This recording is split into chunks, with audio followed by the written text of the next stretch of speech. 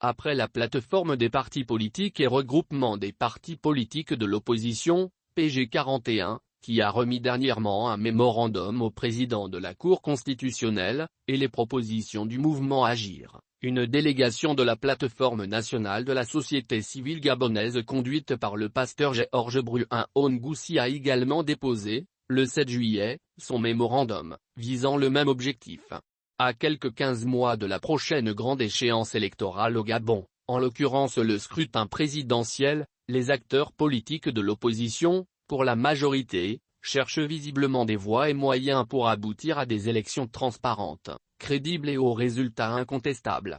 Mais ce résultat passe par des propositions concrètes devant améliorer le code électoral et tout le processus électoral.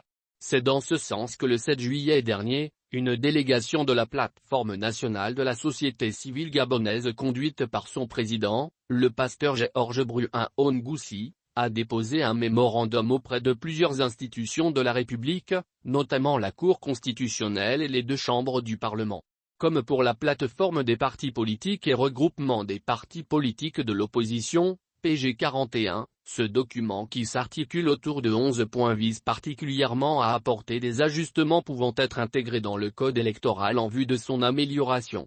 Georges Bruin-Ngoussi et les siens estiment qu'il existe des irrégularités dans la loi électorale, mettant ainsi à mal le processus électoral au Gabon. Nous avons fait des propositions.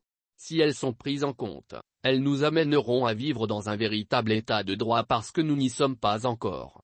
Et pourquoi ? Parce qu'aujourd'hui, après chaque élection, il y a toujours mort d'homme, il y a toujours dommage quelque part, a fait savoir Bruin-Ngoussi.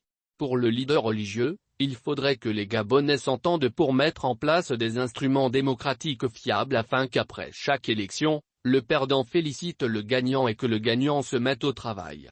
Dans le document, cette plateforme propose plusieurs éléments dont l'implication de la société civile dans le processus électoral, depuis le centre gabonais des élections, jusqu'au bureau de vote où qu'il se trouve.